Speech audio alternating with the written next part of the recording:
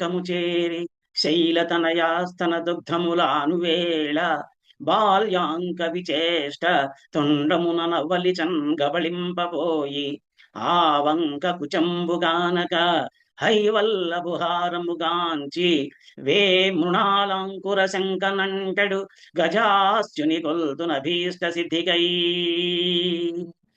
పుట్టంబుట్ట శరంబునన్ మొలవ నంభోయాన పాత్రంబునన్ నెట్టంగల్గను గాళి కొల్వను పురాణింబందొరంకొండి మీదట్టే వెంట చరింతు తత్సరణి నాకీవమ్మ యోయమ్మ మేల్పట్టున్నా కగుమమ్మ నమ్మితి జుమే బ్రాహ్మీ దయాంబోనిధి నమ శివాభ్యాం నవయౌవనాభ్యాం పరస్పరాశ్లిష్టవపుర్ధరాభ్యాం నగేంద్రకన్యాం వృషకేతనాభ్యాం నమో నమ శంకర పార్వతీభ్యాం గురుపాఠీనమవై జలగ్రహమవై కోలంబవై శ్రీనృకేసరి వై భిక్షుడవై హయాననుడవై ష్మాదేవతా భర్తవై ధరణీనాథుడవై దయాగుణ గణోదారుండవై లోకముల్ పరిరక్షించిన నీకు మృకెదను ఇలా భారంబు వారింపవే కృష్ణద్వైపాయనం వ్యాసం సర్వలోకహితే రతం వేదాబ్జ భాస్కరం వందే శమాది నిలయం మునిం అఖండమండలాకారం వ్యాప్తం ఏన చరాచరం తత్పదం దర్శితం ఏన తస్మై శ్రీ గురవే నమః. ఓం శ్రీ మహాగణాధిపతయే నమః. శ్రీ మహాసరస్వత్యై నమః. శ్రీ ఉమామహేశ్వరాయై నమః. శ్రీకృష్ణ పరబ్రహ్మణే నమః. శ్రీ గురుభ్యో నమః. మాతృదేవో భవ, పితృదేవో భవ, ఆచార్యదేవో భవ, అతిథిదేవో భవ. శ్రీ వినాయక శ్రీవాణి శ్రీలతల్లి శ్రీగిరితనయ శ్రీకంఠ శ్రీనివాస పంకజాసన మిముదొల్త ప్రస్తుతించి వ్రాయభూనితి భక్తితో పద్యములను గీతకారుడు నుడివిన గీత పైన.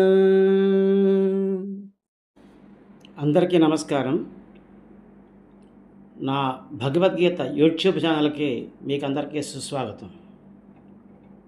ఇంతవరకు మనం శ్రీకృష్ణ పరమాత్మ దయ వల్ల శ్రీమద్ భగవద్గీతలోని మొదటి 8 అధ్యాయాలు పూర్తి చేసుకోగలిగాం. ఈరోజు ఈ భాగంతో మనం 9వ అధ్యాయంలో ప్రవేశిస్తున్నాం.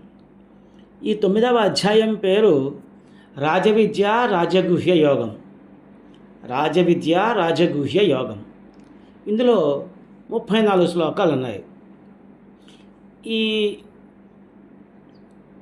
యోగం, ఈ రాజవిద్య రాజగుహ్య యోగంని ఇప్పుడు మనం కొంచెం పరిచయం చేసుకుందాం. ఈ శ్లోకాలకి వెళ్ళే ముందు శ్రీకృష్ణ పరమాత్మ అర్జునుడితోటి ఇలా చెప్తున్నాడు. అర్జున, నువ్వు నా భక్తుడు కాబట్టి నీకు ఈ జ్ఞానాన్ని చెప్తున్నాను. ఇది పరమ రహస్యమైనది, రాజగుహ్యం అంటే అన్నిటికన్నా ఉత్తమమైన రహస్యమైనది అని చెప్పేసి, మరియు గొప్ప విద్య, విద్యలన్నిటికీ తలమానికం. అందుకనే దీన్ని రాజవిద్య అంటారు. ఈ జ్ఞానాన్ని రాజవిద్య అంటారు, రాజగుహ్యం అంటారు. రహస్యం, రహస్యం అంటే వాళ్ళకి చెప్పకూడదని కాదు, దీనిలో అన్ని రహస్యమైనటువంటి విషయాలన్నీ ఉంటాయని చాలా జాగ్రత్తగా గుహ్యంగా దీన్ని నేర్చుకోవాలి, దీని యొక్క అంతర్రహస్యాలన్నీ తెలుసుకోవాలి అని చెప్పేసి దాని ఉద్దేశం అన్నమాట. ఈ విద్య గురించి చెప్తూ శ్రీకృష్ణ పరమాత్మ ఏం చెప్తున్నాడంటే, ఈ జ్ఞానం కనుక నీకు తెలిసినట్టయితే, ఈ రాజవిద్య రాజగుహ్య యోగం అనేటువంటి ఈ జ్ఞానం కనుక నీకు తెలిసినట్టయితే సంసార సాగరం నుంచి విముక్తుడు అవుతావు. ఇది పవిత్రమైనది, ఆచరణ చేయడానికి చాలా తేలిగ్గా ఉంటుంది, ఉత్తమమైనది, ధర్మంతో కూడినటువంటిది, ప్రత్యక్ష ఫలదాయకం. దీని కనుక నువ్వు ఆచరించినట్టయితే నీకు ప్రత్యక్షంగా ఫలం కలుగుతూ ఉంటుంది. ఇది శాశ్వతమైనది. ఈ జ్ఞానం ఉంది ఎవరికైతే విశ్వాసం లేదో వాళ్ళంతా సంసార చక్రంలో తిరుగుతూ ఉంటారంటే పుడుతూ చనిపోతూ జనన మరణ చక్రంలో తిరుగుతూ ఉంటారు. అర్జున, నేను నిరాకార పరబ్రహ్మని.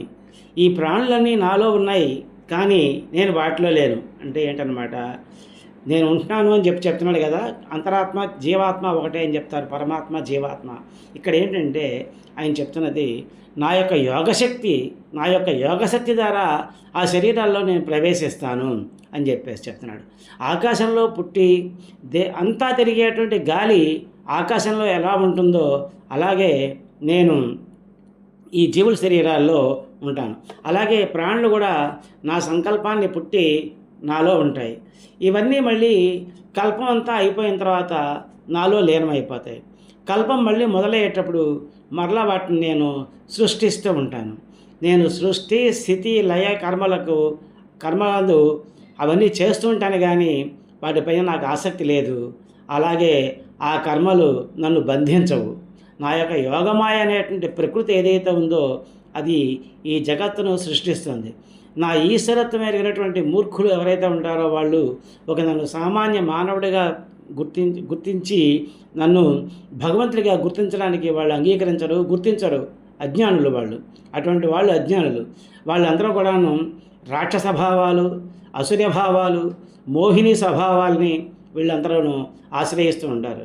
నా దైవీ ప్రకృతిని ఆశ్రయించినటువంటి మహాత్ములు ఎవరైతే ఉంటారో వాళ్ళు నన్ను సర్వలోకాలకి మహేశ్వరుడిగా తలంచి ఎప్పుడూ నన్నే సేవిస్తూ ఉంటారు, నన్నే కీర్తిస్తూ ఉంటారు, నన్ను చేరడానికి ప్రయత్నిస్తూ ఉంటారు, నాకు నమస్కరిస్తూ ఉంటారు, నన్ను ధ్యానిస్తూ ఉంటారు.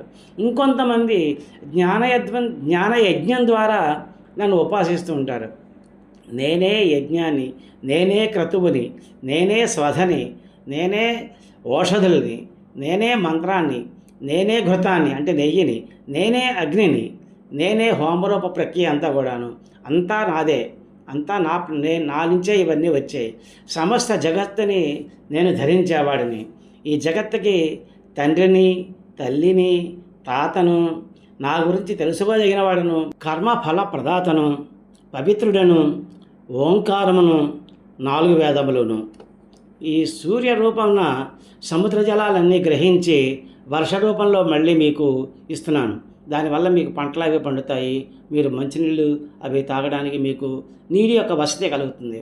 అలాగే అమృతాన్ని, మృత్యువుని, సత్తును, అసత్తును కూడా నేనే. వేద విహిత యజ్ఞ కర్మల ద్వారా నన్ను ఎవరైతే సేవించి స్వర్గాన్ని కోరుకుంటూ ఉంటారో వాళ్ళకి ఆ స్వర్గప్రాప్తి కలిగిస్తాను. వాళ్ళ పుణ్యాలు కరిగిపోగానే మళ్ళీ వాళ్ళు భూలోకంలోకి చేరతారు. అట్టి వారు స్వర్గానికి భూమికి రాకపోకలు సాగిస్తూ ఉంటారు. ఇది ఎవరైతే ఈ కర్మల ద్వారా సకామ కర్మలు చేస్తారో వాళ్ళందరికీ కూడా ఇదే జరుగుతుంది. వాళ్ళ యొక్క కర్మలు ఏవైతే మంచి కర్మలు ఏవైతే చేస్తారో ఆ సకామ కర్మల తాలూకు ఫలితాన్ని వాళ్ళు స్వర్గలోకంలో అనుభవించి ఆ పుణ్యాలు కరిగిపోగానే మళ్ళీ వచ్చి ఈ భూలోకంలో చేరతారు. అలాగే అనన్య భక్తితో ఎవరైతే నన్ను సేవిస్తూ ఉంటారో వాళ్ళ యొక్క యోగక్షేమాలని నేనే విచారిస్తాను, నేనే వహిస్తాను. వాళ్ళందరినీ నేను రక్షిస్తూ ఉంటాను.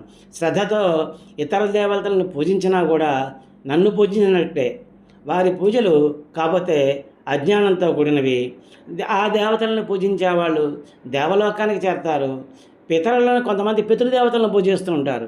వాళ్ళని పూజించేవాళ్ళు, వాళ్ళని సేవించేవాళ్ళు పితృలోకానికి వెళ్తారు. అలాగే భూత ప్రేత పిశాచాలని సేవించేవాళ్ళు కొందరు ఉంటూ ఉంటారు. అట్టి వాళ్ళు ఆ రూపాలే పొందుతూ ఉంటారు. నన్ను పూజించిన వాళ్ళు మాత్రం నన్ను పొందుతారు. ఇంకా మళ్ళీ వాళ్ళకి పునర్జన్మ అంటూ ఉండదు. ఇదివరకు 8వ అధ్యాయంలో చెప్పాడు కదా, ఆ బ్రహ్మలోక పర్యంతం అంటే భూలోకం నుంచి బ్రహ్మలోకం వరకు అన్ని లోకాల్లోకి వెళ్ళిన వాళ్ళు పునరావృత లోకాలు అంటారు. వాటిని తిరిగి మళ్ళీ వస్తారు. ఎవరైతే నన్ను చేరుకుంటారో, నా లోకాన్ని చేరుకుంటారో వాళ్ళు తిరిగి రారు అని చెప్పాడు కదా.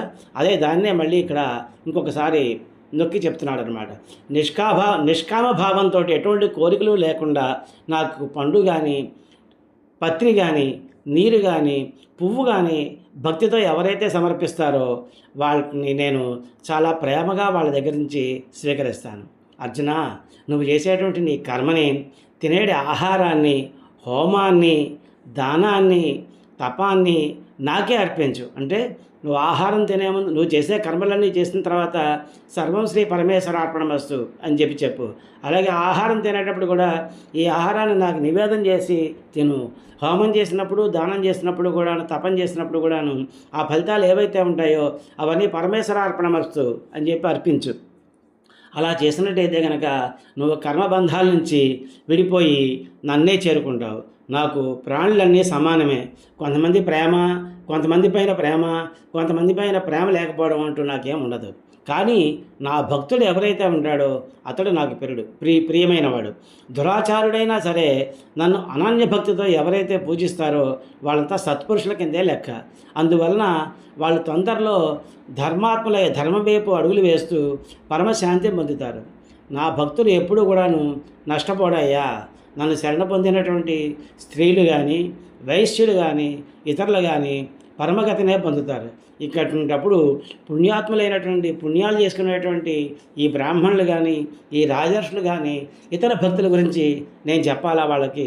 వాళ్ళు ఇంకా వీళ్ళే నన్ను పైన చెప్పినటువంటి వాళ్ళే నన్ను చేరేటప్పుడు వీళ్ళందరూ కూడా ఖచ్చితంగా నన్ను చేరతారు అని చెప్పి ప్రత్యేకించి నీకు చెప్పాల్సిన అవసరం లేదు. కాబట్టి అర్జున, నా యందు నీ మనస్సును లగ్నం చేయి, భక్తుడివిగా నన్ను పూజించు, నాకు నమస్కరించు. అట్లు చేసినట్టయితే నన్నే పొందుతావు అని చెప్పేసి ఈ అధ్యాయంలో శ్రీకృష్ణ పరమాత్మ అర్జునుడికి తెలియజేశాడు. ఇప్పుడు మనం శ్లోకాల గురిలోకి ప్రవేశిద్దాం. ఓం శ్రీ పరమాత్మనే నమః. శ్రీమద్భగవద్గీత అథ నవమోऽధ్యాయః. రాజవిద్యా రాజగుహ్యయోగః. ఈ అధ్యాయంలో మొట్టమొదటి శ్లోకం. శ్రీ భగవానువాచ. భగవంతుడు అర్జునుడితోటి ఇలా చెప్తున్నాడు. ఇదంతు తే గుహ్యతమం ప్రవక్ష్యామ్యనసూయవే జ్ఞానం విజ్ఞానసహితం యజ్ఞాత్వా మోక్ష్యసే శుభాత్. శ్లోకం మళ్ళీ ఇంకొకసారి. ఇదంతు తే గుహ్యతమం ప్రవక్ష్యామ్యనసూయవే జ్ఞానం విజ్ఞానసహితం యజ్ఞాత్వా మోక్షసే శుభాత్. ఈ శ్లోకం యొక్క పదవిభాగం తెలుసుకుందాం. ఇదం తు తే గుహ్యతమం ప్రవక్ష్యామి అనసూయవే. ప్రవక్ష్యామ్యనసూయవే అవుతుంది. జ్ఞానం విజ్ఞాన సహితం యత్ జ్ఞాత్వా యజ్ఞాత్వా మోక్షసే అశుభాత్ మోక్షసే శుభాత్ అవుతుంది. ఇది ఈ శ్లోకం యొక్క పదవిభాగం. ఇప్పుడు ఈ పదాలన్నిటికీ అర్థాలు తెలుసుకుందాం. ఇదం అంటే ఈ, తే తు నీకే, గుహ్యతమం అత్యంత రహస్యమైనది, ప్రవక్ష్యామి చెప్తున్నాను. ఈ అత్యంత రహస్యమైనటువంటి విషయాన్ని, ఈ జ్ఞానాన్ని నీకే చెప్తున్నాను. ఆ జ్ఞానం ఏమిటి? బ్రహ్మజ్ఞానం. అనసూయవే, అసూయారహితుడైన వాడివి, నీకు అసూయ ఏంటో లేదు కాబట్టి నీకు చెప్తున్నాను జ్ఞానం, ఆ బ్రహ్మజ్ఞానాన్ని. ఆ బ్రహ్మజ్ఞానం ఎటువంటిది? విజ్ఞాన సహితం, అనుభవయుక్తమైనది. అటువంటి జ్ఞానాన్ని నీకు తెలియజేస్తున్నానయ్యా. అది మిక్కిలి రహస్యమైనటువంటిది. యత్ దేనిని, జ్ఞాత్వా తెలుసుకుంటే, మోక్షసే విడిపడగలవు. దేని నుంచి? అశుభాత్ సంసార బంధం నుంచి. ఓ అర్జున, నీకు అత్యంత రహస్యమైనటువంటి నీకు ఈ జ్ఞానం గురించి నీకు చెప్తున్నాను. ఆ జ్ఞానం బ్రహ్మజ్ఞానం. ఆ బ్రహ్మజ్ఞానం అనుభవయుక్తమైనటువంటిది. ఎందుకు చెప్తున్నానంటే నువ్వు అసూయారహితుడు కాబట్టి, నువ్వు తెలుసుకునేటువంటి అర్హత నీకుంది కాబట్టి నీకు చెప్తున్నాను. ఏదైతే తెలుసుకుంటావు అంటే, ఇది కనుక తెలుసుకున్నట్టయితే కనుక నువ్వు సంసార బంధం నుంచి విడిపోతావు అని చెప్పేసి చెప్తున్నాడు అనమాట. ఇప్పుడు ఈ శ్లోకం పైన ఉన్నటువంటి పద్యాన్ని చూద్దాం. గుహ్యతమ జ్ఞానమిదియే నీకు తెలిపెదను, బ్రహ్మజ్ఞానమది తెలియ బంధముక్తి కలుగు, విజ్ఞాన సహితముగా వినుమయ్య నశుభములు తొలగంగా సూయా విదూరా. పద్యం మళ్ళీ ఇంకొకసారి. గుహ్యతమ జ్ఞానమిదియే నీకు తెలిపెదను, బ్రహ్మజ్ఞానమది తెలియ బంధముక్తి కలుగు, విజ్ఞాన సహితముగా వినుమయ్య అశుభములు తొలగంగా అసూయా విదూరా. ఈ విధంగా ఈ శ్లోకం యొక్క భావం. గుహ్యతమైనటువంటి అతి రహస్యకరమైనటువంటి ఈ బ్రహ్మజ్ఞానాన్ని అనుభవ జ్ఞానంగా నీకు చెప్తున్నా. అంటే అనుభవ జ్ఞానం అంటే ఏంటన్నమాట, ఎలా ఉపాసించాలి అనేటువంటి దాన్ని నీకు అసూయ లేదు కాబట్టి నీకు ఉపదేశిస్తున్నాను. దీని కనుక నువ్వు తెలుసుకున్నట్టయితే అది అశుభపరమైనటువంటి ఈ సంసార బంధం నుంచి వెంటనే నీకు ముక్తి లభిస్తుంది అని చెప్పేసి చెప్పాడనమాట. ఆ తర్వాత ఇంకా ఏం చెప్పాడన్నది ఈ 2వ శ్లోకంలో చూద్దాం. రాజవిద్యా రాజగుహ్యం పవిత్రమిదముత్తమం ప్రత్యక్షావగమం ధర్మ్యం సుసుఖం కర్తుమవ్యయం. శ్లోకం మళ్ళీ ఇంకొకసారి. రాజవిద్యా రాజగుహ్యం పవిత్రమిదముత్తమం ప్రత్యక్షావగమం ధర్మ్యం సుసుఖం కర్తుమవ్యయం. ఇప్పుడు ఈ శ్లోకం యొక్క పదవిభాగం. రాజవిద్య రాజగుహ్యం పవిత్రం ఇదం ఉత్తమం, పవిత్రమిదముత్తమం అవుతుంది. ప్రత్యక్షావగమం ధర్మ్యం సుసుఖం కర్తుం అవ్యయం అవుతుంది. ఇప్పుడు ఈ పదాలన్నిటికీ అర్థాలు తెలుసుకుందాం. రాజవిద్య, మనం మామూలుగా ప్రజలు ఉన్నారనుకోండి, రాజుగారు చాలా గొప్పవాడు కదా ప్రజలకన్నాను, అలాగే విద్యలన్నింటిలోని ఇది చాలా గొప్పది అని చెప్పడంలో ఈ రాజ అనే పదాన్ని ఇక్కడ ఉపయోగించారనమాట. అలాగే రాజగుహ్యం అతి రహస్యమైనది, ఉత్తమ రహస్యమైనటువంటిది అని చెప్పేసి చెప్తున్నాడు.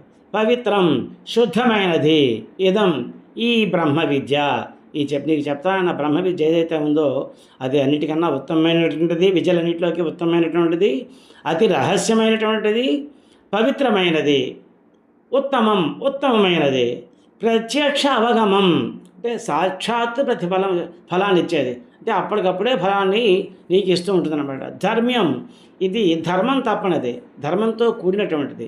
సుసుఖం ఆచరించడానికి మిక్కిలి తేలికైనటువంటిది. కర్తం అనర్చడానికి ఈ చేయడానికి చాలా తేలికైనటువంటిది. అవ్యయం అక్షయ ఫలప్రదమైనది, అంటే ఆ విద్య ఇచ్చేటువంటి ఫలితాలు అక్షయం, వాటికి తరువు లేదు, నాశరహితమైనది అని చెప్పేసి చెప్పాడనమాట. అంటే ఏం చెప్పాడనమాట, అర్జున నీకు రాజవిద్య రాజగుహ్య యోగాన్ని నీకు ఉపదేశిస్తానని చెప్పాను కదా, ఉత్తమమైన జ్ఞానాన్ని నీకు ఉపదేశిస్తానని చెప్పాను కదా. ఈ విద్య ఏదైతే ఉందో ఇది అన్నిటిలోకి ఉత్తమమైనటువంటిది, అలాగే అన్నిటిలోకి రహస్యమైనటువంటిది, మిక్కిలి పవిత్రమైనటువంటిది, చాలా ఉత్తమమైనటువంటిది, సాక్షాత్తు నీకు ఫలం ఇచ్చేటువంటిది, ధర్మం తప్పనిది, మిక్కిలి సులభంగా ఆచరించడానికి అవకాశం ఉన్నది చేయడానికి, అలాగే అక్షయ ఫలప్రదమైనది. ఇది నువ్వు ఆచరించినట్లయితే నీకు లభించే ఫలాలకి క్షయం లేదు, అంటే అలా ఎప్పటికీ ఫలితాలు లభిస్తూనే ఉంటాయి, నాశరహితమైనది అని చెప్పేసి చెప్పాడనమాట. ఇప్పుడు ఈ శ్లోకం పైనటువంటి పద్యాన్ని చూద్దాం. బ్రహ్మజ్ఞానము ఫలమిచ్చు భవ్య రాజ విద్య నాశరహితమైనది అవ్యయంబు అతి రహస్యము నుత్తమం అతి పవిత్రము ఆచరింపనతి సులభమగును పార్థ. పద్యం మళ్ళీ ఇంకొకసారి. బ్రహ్మజ్ఞానము ఫలమిచ్చు భవ్య రాజ విద్య నాశరహితమైనది అవ్యయంబు అతి రహస్యమును ఉత్తమము అతి పవిత్రము అతి పవిత్రము ఆచరింప అతి సులభమగును పార్థ. భావం. అర్జున, ఈ బ్రహ్మ విద్య మిక్కిలి రహస్యమైనటువంటిది, శ్రేష్టమైనటువంటిది, పవిత్రమైనటువంటిది, ఉత్తమమైనటువంటి, సాక్షాత్తు ప్రతిఫలాన్ని ఇచ్చేది, ధర్మం తప్పనది, సాధన చేయడానికి మిక్కిలి సులభమైనది, నాశనం లేనిది, అంటే అక్షయమైన ఫలాలు ఇచ్చేటువంటిది అని చెప్పేసి చెప్పాడనమాట. ఇక తర్వాత ఇంకా ఏం చెప్పాడన్నది ఈ 3వ శ్లోకంలో చూద్దాం. అశ్రద్ధధానాః పురుషాః ధర్మస్యాస్య పరంతప అప్రాప్య మాం నివర్తంతే మృత్యు సంసారవర్త్మని. శ్లోకం మళ్ళీ ఇంకొకసారి. అశ్రద్ధధానాః పురుషాః ధర్మస్యాస్య పరంతప అప్రాప్య మాం నివర్తంతే మృత్యు సంసారవర్త్మని. ఈ శ్లోకం యొక్క పదవిభాగం చూద్దాం. అశ్రద్ధధానా పురుషా ధర్మస్య ధర్మస్యాస్య పరంతప అప్రాప్య మాం నివర్తంతే మృత్యు సంసారవర్త్మని. ఇది ఈ శ్లోకం యొక్క పదవిభాగం. ఇప్పుడు ఈ పదాలకి అర్థాలు తెలుసుకుందాం. అశ్రద్ధధాన అంటే శ్రద్ధ లేని వాళ్ళు, అంటే ఈ జ్ఞానం పైన విశ్వాసం లేనటువంటి వాళ్ళు ఎవరైతే పురుషులు ఉంటారో, ధర్మస్య బ్రహ్మజ్ఞానం అనేటువంటి ఈ ధర్మంలో, ఇప్పుడు ఈ అధ్యాయంలో చెప్తున్నానే ఈ బ్రహ్మజ్ఞానం గురించి, ఈ ధర్మంలో ఎవరికైతే విశ్వాసం లేదో అటువంటి వాళ్ళు పరంతప అర్జున అప్రాప్య పొందక, ఎవరిని మాం నన్ను పొందక, నన్ను చేరుకోకుండా మృత్యు సంసారవర్తమని మృత్యురూపమైనటువంటి సంసార మార్గానికి నివర్తంతే మరలిపోతున్నారు. అంటే ఎవరైతే ఈ బ్రహ్మజ్ఞానాన్ని విశ్వసించటం లేదో అటువంటి పురుషులు ఎవరైతే ఉన్నారో వాళ్ళెవరూ కూడాను నన్ను చేరుకోవటం లేదు. అంతేకాకుండా జనన మరణ రూపచక్రమైనటువంటి ఈ సంసార మార్గంలో పడిపోతున్నారు సుమా అని చెప్పేసి చెప్తున్నాడు. ఈ శ్లోకం పైన ఉన్నటువంటి పద్యాన్ని చూద్దాం. ఇట్టి ధర్మమునను శ్రద్ధ లేని వారు నన్ను పొందక మిక్కిలి ఖిన్నులవుచు మరణ సదృశమౌ సంసార మార్గమునకు మరలుచుందురు తప్పక నరవరేణ్య. పద్యం మళ్ళీ ఇంకోసారి. ఇట్టి ధర్మమునను శ్రద్ధ లేని వారు నన్ను పొందక మిక్కిలి ఖిన్నులవుచు మరణ సదృశమో సంసార మార్గమునకు మరలుచుందురు తప్పక నరవరేణ్య. భావం. అర్జున, విశ్వాసరహితమైన పురుషులు ఎవరైతే ఉంటారో ఈ బ్రహ్మజ్ఞానం అనేటువంటి ధర్మంలోకి రాకుండా, వాళ్ళు నన్ను పొందకుండా మృత్యురూపమైనటువంటి సంసార మార్గానికి మరలిపోతున్నారు. అంటే జనన మరణ చక్రంలో పడి నలిగిపోతున్నారు అని చెప్పేసి చెప్తున్నాడు అనమాట. ఆ తర్వాత ఇంకా ఏం చెప్పాడన్నది ఈ 4వ శ్లోకంలో చూద్దాం. మయా తతమిదం సర్వం జగదవ్యక్తమూర్తినా మత్స్థాని సర్వభూతాని నచాహం త్వేష్వస్థితః. మయా తతమిదం సర్వం జగదవ్యక్తమూర్తినా మత్స్థాని సర్వభూతాని నచాహం తేష్వస్థితః. ఈ శ్లోకం యొక్క పదవిభాగాన్ని ఇప్పుడు తెలుసుకుందాం. మయా తతం ఇదం, మయా తతమిదం అవుతుంది. సర్వం జగత్ అవ్యక్తమూర్తినా, సర్వం జగత్ అవ్యక్తమూర్తినా మత్స్థాని సర్వభూతాని తేషు న అవస్థితః అహం చ. ఇది ఈ శ్లోకం యొక్క పదవిభాగం. ఇప్పుడు ఈ పదాలన్నిటికీ అర్థాలు తెలుసుకుందాం. మయా నా చేత, తతం వ్యాప్తమై ఉంది, ఇదం ఈ, సర్వం జగత్ జగమంతా, ఈ జగత్తంతా కూడా నా చేత వ్యాప్తం చేయబడింది. అవ్యక్తమూర్తిన ఇంద్రియాలకు కనబడినటువంటి మత్స్థాని నాయందే ఉన్నాయి. ఏమున్నాయి? సర్వభూతాన్ని సకల జీవకోటి నాయందే ఉంది.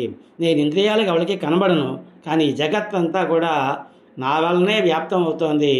ఈ జగత్తంతా కూడా, ఈ సకల జీవకోటి ప్రాణికోటి అంతా కూడా నాలోనే ఉంది. అహం చ మరి నేను, తేషు వాటిపై, నా అవస్థిత ఆధారపడి ఉన్నవాడను కాను. ఈ జగత్తంతా నా వల్ల వ్యాప్తం అవుతోంది, ఈ జగత్తంతా నాలో ఉంటుంది. వీళ్ళందరికీ నేనే ఆధారం, కానీ వాటిపైన నేను ఆధారపడి ఉండడం లేదు అని చెప్పేసి చెప్తున్నాడు అనమాట. ఇప్పుడు ఈ శ్లోకం పైనటువంటి పద్యాన్ని చూద్దాం. వ్యక్తమై నిల్చునాయందు జగములెల్ల ఇంద్రియములకు అగుపడని నేను పార్థ అన్ని జీవులకు ఆధారమౌదు కాని వాని ఆధారమున నుండు వాడకాను. పద్యం మళ్ళీ ఇంకొకసారి. వ్యక్తమై నిలుచునాయందు జగములెల్ల ఇంద్రియములకు అగుపడని నేను పార్థ అన్ని జీవులకు ఆధారమౌదు కాని వాని ఆధారమున నుండు వాడకాను.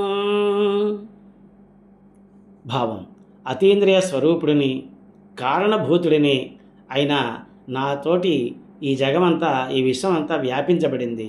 సకల జీవకోటి నాయందే ఉంటుంది, కానీ వాస్తవంగా వాటి యందు నేను ఉండడం లేదు అని చెప్పాడు. ఆ తర్వాత ఇంకా ఏం చెప్పాడు అన్నది ఈ దీంట్లో 5వ శ్లోకంలో చూద్దాం. నచమత్స్థాని భూతాని పశ్యమే యోగమైశ్వరం భూతభృన్న చ భూతస్థో మమాత్మా భూతభావనః. శ్లోకం మళ్ళీ ఇంకొకసారి. నచమత్స్థాని భూతాని పశ్యమే యోగమైశ్వరం భూతభృన్న చ భూతస్థో మమాత్మా భూతభావనః. ఈ శ్లోకం యొక్క పదవిభాగం. నా మత్స్థాని భూతాని చ, అక్కడున్న చ, నా చ దగ్గర ఉన్నటువంటి చ, భూతాని చ వస్తుంది అన్నమాట.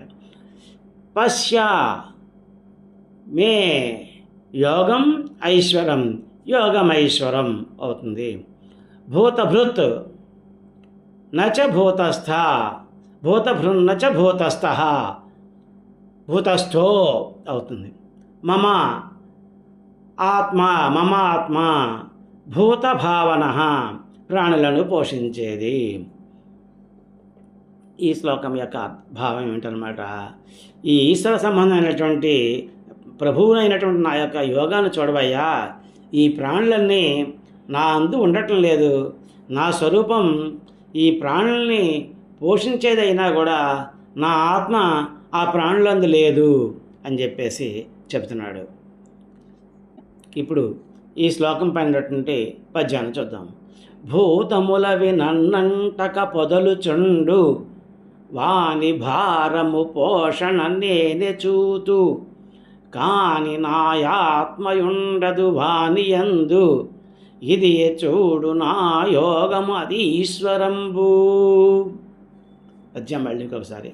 భూతములవి నన్నంటక పొదలుచుండు వాని భారము పోషణ నేనే చూతు కాని నాయాత్మయుండదు వాని యందు ఇది చూడు నా యోగము అది ఈశ్వరంబు.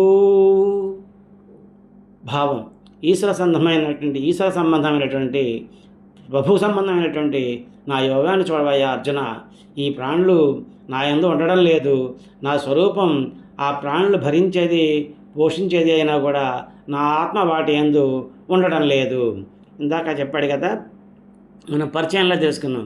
ప్రాణుల్లో నేను ఉండలేదు అంటే నా యొక్క యోగశక్తి ఉంటుంది అని శ్రీకృష్ణ పరమాత్మ నేను ఉండటం లేదు అని చెప్పాడు. నా యొక్క యోగశక్తి, నా యొక్క యోగమాయ, నా యొక్క ప్రకృతి ద్వారా ఈ ప్రపంచం అంతా, ఈ ప్రాణికోటంతా సృష్టింపబడుతోంది. కాబట్టి నా స్వరూపమైనటువంటి ఆ యోగశక్తి ఆ ప్రాణుల్లో ఉంటుంది, కానీ నేను ఉండడం లేదు అని చెప్పాడనమాట. ఇంత కిందటి శ్లోకంలో అన్ని భూతాలు నా ఉందన్నాయి కానీ వాటిలో నేను లేను అన్నాడు. అంటే శ్రీకృష్ణ పరమాత్మ అలా చెప్పాడు. దాంట్లో మనం తెలుసుకోవడానికి ఒక ఉదాహరణ చూద్దాం. ఒక చీకట్లో మనం వెళుతుంటే మనకు ఒక తాడు కనబడుతుంది. ఆ తాడు చూసి మనం అది పామేమో అనుకుంటాం. ఆ పాము కానీ దాన్ని భ్రమించినట్టయితే అప్పుడు ఒకవేళ ఆ పాము ఆ తాడుని కనుక అడిగినట్టయితే ఇలా చెప్పే అవకాశం ఉంటుంది. ఆ పాము అనేది ఏదైతే నువ్వు భావించావో అది నాలో ఉంది సమా, కానీ నేను మాత్రం ఆ పాములో లేను, ఇక్కడ ఉన్న తాడు మాత్రమే అని చెప్తుంది. అంటే ఒక విధమైనటువంటి భ్రమ మనకి కలిగిందనమాట. కనుక ఆ భ్రమతోటి ఆ తాడులో పాము ఉంది. నిజానికి పామే లేదు కనుక పాము ఎట్లా ఉంటుంది? పాములో తాడు ఎట్లా ఉంటుంది? ఉండదు. అంచేత ఇది అని చెప్పేసి చెప్తున్నాడు అనమాట. ఇప్పుడు ఈ శ్లోకంలో ఏం చెప్పాడు? ప్రాణికోటి అంతా నాలో ఉంది కానీ నేను కిందటిసారి శ్లోకంలో చెప్పిన తర్వాత ఇప్పుడు ఈ శ్లోకంలో ఏం చెప్తున్నాడు? ప్రాణికోటి అనేది నాలో లేదు అని చెప్పేసి చెప్తున్నాడు. అంటే ఇందాకడ ఉదాహరణ ఇప్పుడు తీసుకున్నట్టయితే తాడు నాలో ఎప్పుడూ పాము పుట్టలేదని చెప్పినట్టుగానే చూసినట్టయితే ఇలా ఉంటుందన్నమాట. ఇంకొక ఉదాహరణ కూడా మనం చూడొచ్చు. సముద్ర తరంగాల్ని, బుడగల్ని, నురగల్ని సృష్టించి వాటికి ఆధారమై ఉంటుంది ఆ సముద్రం. కానీ ఆ సముద్రమే ఆ తరంగాలు, ఆ బుడగలు, ఆ నురగ కాదు. అలాగే ఆత్మ ఈ ప్రాణికోష్ని సృష్టించి వాటికి ఆధారంగా ఉన్నప్పటికీ కూడాను ఆ ఆత్మ ప్రాణులందు లేదు. ఆ పరమాత్మ యొక్క అంశం మాత్రమే మనలో ఉంది అని చెప్పేసి ఇప్పుడు ఎలా అయితే ఇప్పుడు వస్త్రాలు ఉన్నాయి, ఆ వస్త్రంలో పత్తి ఉంటుంది. మనం వస్త్రాలను చూస్తాం కానీ పత్తిని చూడం కదా. అలాగే కుండలు ఉంటాయి. కుండలు కానీ ఇలాంటి మట్టితో తయారు చేసిన వస్తువులు ఎన్నో మనం చూస్తూ ఉంటాం.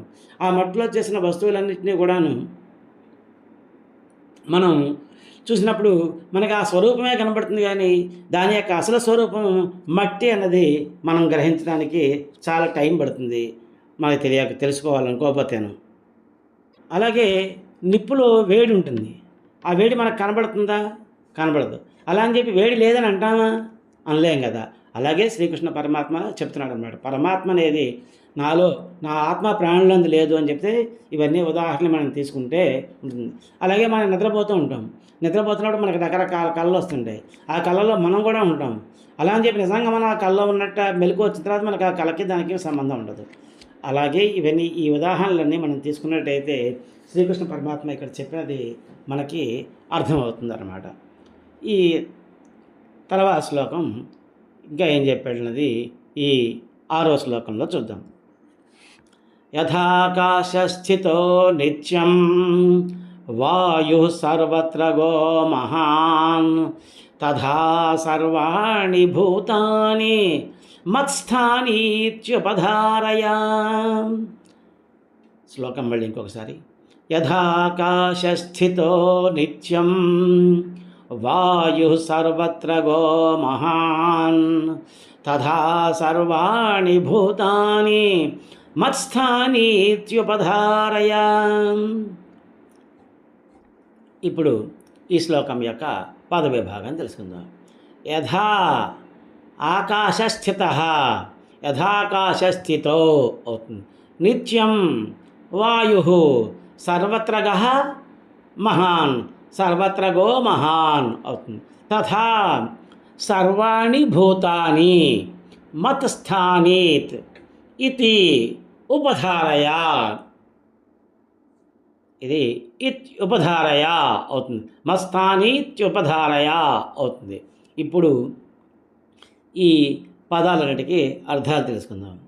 యథా అంటే ఏ విధంగా అయితే ఆకాశస్థిత ఆకాశంలో ఉన్నదో ఏంటి, నిత్యం ఎల్లప్పుడూ, వాయు గాలి, సర్వత్రగా అంతటా వ్యాపించే, మహాన్ గొప్పదైనటువంటి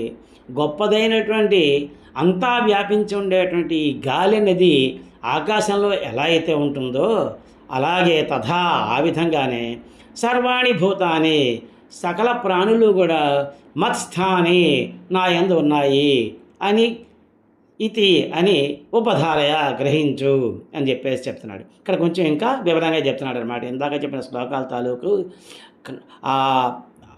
అనిశ్చిత స్థితిని ఇక్కడ కొంచెం పోగొడుతున్నాడు. ఎలాగనమాట, అంతటా వ్యాపించేటువంటి గాలి ఏదైతే ఉందో అది ఆకాశంలో ఎలా ఉంటుందో అలాగే అన్ని ప్రాణులు కూడాను నా యందు ఉంటాయని చెప్పి తెలుసుకో అని చెప్పేసి చెప్తున్నాడు. ఇప్పుడు ఈ శ్లోకం పైనటువంటి పద్యాన్ని చూద్దాం. అన్ని చోటుల నిండిన వాయువంతా నిత్యమాకాశమున నుండు విధముగాను జీవులన్నీయు నాయందు చేరియుండు దేనిని తెలియుమయ్య కుంతీ కుమారా. పద్యం మళ్ళీ ఇంకొకసారి. అన్ని చోటుల నిండిన వాయువంతా నిత్యమాకాశమున నుండు విధముగాను జీవులన్నీయు నాయందు చేరియుండు దీనిని తెలియుమయ్య కుంతీ కుమారా. తర్వాత ఈ శ్లోకం యొక్క భావం. అర్జున, అంతా వ్యాపించే గాలి నిత్యం ఎలా అయితే ఆకాశంలో ఉంటుందే అలాగే సకల ప్రాణులు నా యందు ఉన్నాయని గ్రహించు. అంటే ఏంటనమాట, ఈ గాలికి ఆకాశం ఎలా ఆధారంగా ఉందో అదే విధంగా నేను ఈ సకల ప్రాణులకి ఆధారము అని చెప్పి తెలుసుకో అని చెప్పేసి చెప్తున్నాడు అనమాట. ఈ భాగంలో ఇంతవరకు తెలుసుకుందాం. వచ్చే భాగంలో మరికొన్ని శ్లోకాల తాలూకు అర్థాల వివరాలు అవి తెలుసుకుందాం. హరి ఓం తత్సత్. ఏతత్సర్వం శ్రీ పరబ్రహ్మార్పణమస్తు. గీతాశాస్త్రమిదం పుణ్యం యః పఠేః ప్రయతః పుమాన్ విష్ణోః పదమవాప్నోతి భయశోకాదివర్జితః. ఈ గీతాశాస్త్రాన్ని ఎవరు పఠిస్తారో వారు భయము శోకము లేకుండా విష్ణు సాయుధ్యమును పొందుతారు. అసతోమా సద్గమయ తమసోమా జ్యోతిర్గమయ మృత్యోర్మా అమృతంగమయ. ఓం శాంతి శాంతి శాంతి. ఓం యదక్షరపదభ్రష్టం మాత్రాహీనం చ యద్భవేత్ తత్సర్వం క్షమ్యతాం దేవా నారాయణ నమోస్తుతే. విసర్గబిందు మాత్రాని పదపాదాక్షరాణి చ న్యూనాని చాతిరిక్తాని క్షమస్వ పురుషోత్తమ. కాయేన వాచా మనసేంద్రియైర్వా బుద్ధ్యాత్మనా వా ప్రకృతే స్వభావాత్ కరోమి యజ్జత్ సకలం పరస్మై నారాయణాయైతి సమర్పయామి. శ్రీమన్నారాయణాయైతి సమర్పయామి. సర్వే భవంతి సుఖినః సర్వే సంతు నిరామయాః సర్వే భద్రాణి పశ్యంతు మా కశ్చిత్ దుఃఖభాగ్ భవేత్. శ్రియః కాంతాయ కళ్యాణ నిధయే నిధయే ధీనాం శ్రీ వెంకట నివాసాయ శ్రీనివాసాయ మంగళం. మంగళం కోసలేంద్రాయ మహనీయ గుణాత్మనే చక్రవర్తి తనూజాయ సార్వభౌమాయ మంగళం. ఉమాకాంతాయ కాంతాయ కామితార్థప్రదాయినే శ్రీగిరీశాయ దేవాయ మల్లినాథాయ మంగళం. ఓం ఏతత్సర్వం శ్రీహరిహర పరబ్రహ్మార్పణమస్తు.